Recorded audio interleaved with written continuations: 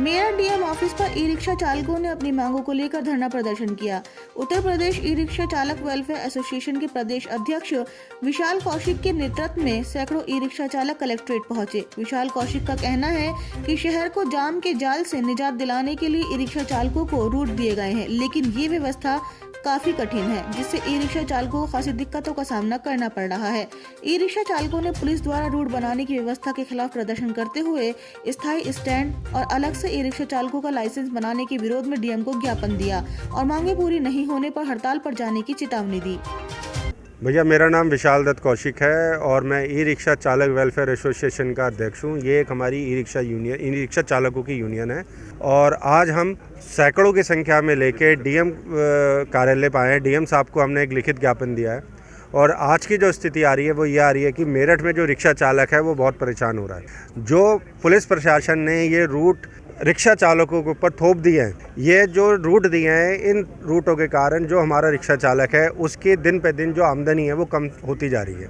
आज की डेट में रिक्शा चालक ये है कि आज किसी रिक्शा चालक ने अगर लोन लेके रिक्शा ली हुई है तो वो जो उसकी किस्त आ रही है 7-8 हज़ार रुपये महीने की, वो अपनी किस्त भी नहीं उतार पा रहा है, क्योंकि जहाँ जाओ वहाँ का रास्ता बंद होता है। कोई रिक्शा चालक अगर शास्त्री नगर से चले तो वो हापुड़ अड्डा क्रॉस नहीं कर पाता है।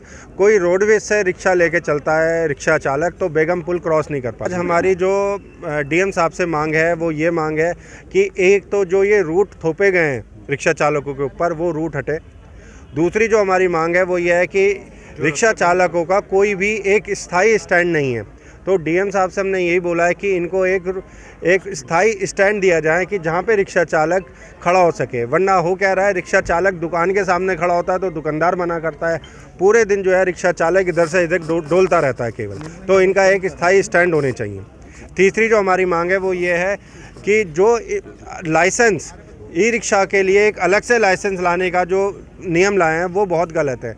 अगर एक लाइसेंस से एक ट्रक चल सकता है, गाड़ी चल सकती है, टेम्पो चल सकता है, तो रिक्शा के लिए अलग से लाइसेंस क्यों दिया जा रहा है? उसके बाद उसके ऊपर एक बात और थोपी जा रही है कि अगर किसी रिक्शा चालक ने अपना लर्निंग लाइसेंस बना दिया तो अगर उसे पक्का करना है तो उसके लिए भी उसे एक ट्रेनिंग लेनी पड़ेगी। उसके नाम पे वो 1000-2000 रुपये देना पड़ रहा है उसको। तो रिक्शा चालक गरीब है, कोई ये बहुत मालदार आदमी नहीं है। हम डीएम साहब से मिले हैं। डीएम साहब ने हमें आश्वासन दिया है कि हमारा जो ज्ञापन है वो आगे एसपी ट्रैफिक साहब को भेजेंगे और जो भी इसके प्रोसीजर है उस प्रोसीजर के थ्रू वो हमारे ज्ञापन को आगे भेजेंगे और हमारी मांगों को पूरी करने की कोशिश करेंगे। भैया देखो, हम 25 अक्टूबर को मेरठ का एक रिक्शा चालक हड़ताल पर रहा था।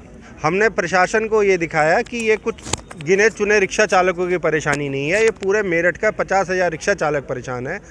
हड़ताल भी करी है। अगर भैया मैं आपको एक बात बताऊं, अगर अभी भी हमारी मांग पूरी नहीं होती तो मैं यहाँ पर ये बात बोलना चाहता हूँ कि रिक्शा चालक बहुत परेशान हो गया और एक परेशान आदमी क्या करे। अगर हमें ज़रूरत पड़ी तो हम जहाँ तक इसके ऊपर कोशिश करेगी, अगर कानूनन कार्रवाई भी करनी पड़ी तो हम कानून का कोर्ट का रास्ता भी अपनाएंगे, क्योंकि जो ये रूट बनाए गए हैं ये किसी कानून के तहत नहीं है। अगर आज की डेट में मुजफ्फरनगर देख लो, मुजफ्फरनगर में जितनी भी रिक्शा चल रही है खुलेआम चल रही है, उस पर कोई रूट नहीं है। गाजियाबाद है, उस पर कोई रूट नहीं है। बुलंदशहर में कोई रूट नहीं है। तो क्या मेरठ के लिए ये नया नियम आया है? क्या कोई भी नया नियम आएगा वो सबसे पहले इम्प्लीमेंट मेरठ में ही होगा?